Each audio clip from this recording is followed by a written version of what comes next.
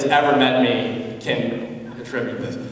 But anyway, yeah, so I got interested in it, and it was never something that I wanted to do as my career, which I would also dare to say 90% of the time is not what you want to do. I want to be an anime dubbing voice actor. That's not what you generally want to do when you end up getting into it. Usually we're doing something else and you happen to fall into it. Most of the time, that's what I've seen. So that said, I was always primarily focusing on creating cartoons and animating and whatnot, which is what I'm going to college for. I go to the School of Visual Arts in New York City. Got one more year before I graduate. Congratulations, launched out into the world. What am I gonna do? Yeah, so I started going to conventions, and I was meeting people like, of course, Mike McFarland and Savid, and I met you very recently. And I was getting acquainted with these people, and it was huge to me because they were just names on a website that I would see in the credits of the shows I watched. And suddenly I was just getting really, really interested in how the whole thing worked. So when I started making my own cartoons, my experience that I had by that point lent itself very well, and it turned out that I was actually half decent at it. At least I hope so. I would hope that the Pokemon paycheck would say so. And then I started going to more conventions, and I met these two fellows, Michaelson and Nicholas, and Tom Wayland. And I had seen them on a lot of people from Funimation too would like remember who I am, like Colleen would be like, "Oh, your hair grew longer." It was like every time I'd say like, "Hi," okay. But yeah, I started. I guess I have that effect on people. I don't know. I started making contacts, and and Tom Wayland was the current director for Pokemon. It's changed hands probably like 3 or 4 or 5 different times in the last like 12 years it's been going on. So he's directing it currently, the Diamond and Pearl stuff. And he and Senator Nicholas were doing a contest at New York Anime Fest 2008. And I won the contest along with a friend of mine, Crystal Longquist, who I love her, and she's beautiful and amazing. And I wish she could get the role. But she and I both won that. The thing was that the prize was we were guaranteed one role on a show of some kind. To put it bluntly, and hopefully this will not hurt me in some way, there's not a lot of stuff in New York right now. So Pokemon is actually, and it's just a fact, but Pokemon is one of the only things going on right now in New York that probably will never stop, ever. It's mind-boggling, but it's been going on seriously for 12 years. I can't even believe it. But it was one of the only opportunities I had. Tom was directing it, and he called me in a couple times to audition for a few characters, and I had my first audition. I didn't get my first audition. And then I was called in back, I think I don't remember how long ago, but I was called in for Corey. And I got the role, and it was my first professional voiceover gig.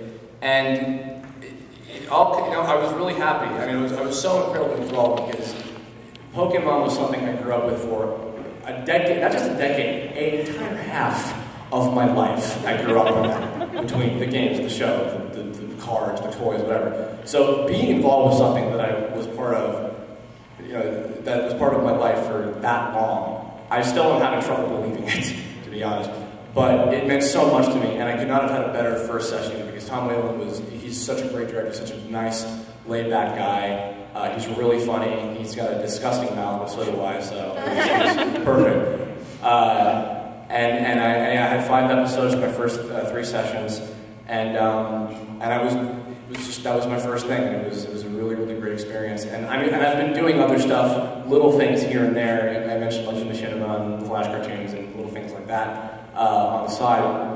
But I'm like, as I was joking before, I'm like Micah Soul Usadu, the guy who plays Soul Eater. I'm that new. So this is like really, I mean, I grew up with all of these people sitting around me, like watching shows that they were in, which probably is very incredulous right now, that I'm like, hi, I'm a fan, I'm just up here. Hello.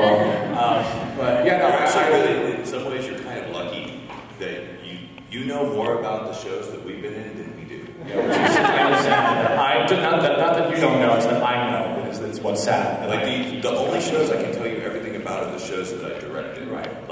But other than that, it's like, I don't know. I mean, you would think that working in this business would be just like fun and games all the time, but it'd be kind of like working at like an arcade if you Didn't care. Having a job working at a video game arcade is not the same as going there to play video games. There'd be a lot of unless you're Tron, unless you're Flynn, or the guys from Reboot or something. But yeah, I don't get a chance to sit down and watch stuff. If I'm having to watch anything, it's either reviews of stuff I've had to direct or stuff that I'm about to direct, and I think it gets exhausting. And is it true that because you just want to do the opposite of that in your free time? Right. Like video games. Okay. Yeah, video games get scared when Sabbath comes in because the mom and the dad are holding the baby copy of Modern Warfare 2, and the Sabbath's like, I gotta get you. And the baby's like, Mom, Dad! And like, he just goes and boom, boom, boom, boom, boom, boom, boom. He's a video game master. And when I go on, I'm like, oh, my Xbox Live score is like 6,000. Okay, hey. And he's like, 56,000. It's pretty incredible. Like, he's the man. Like, whenever I went over and playing video games with him, it's like, man, how do I get to this part of this part? He's like, oh, I just... And he can make anything happen in video games. It's almost like he's got some sort of programming board next to him and he's making this happen. When Travis comes to town, Travis William comes to town, he stays with me, because we have a spare room and he's been doing this for years.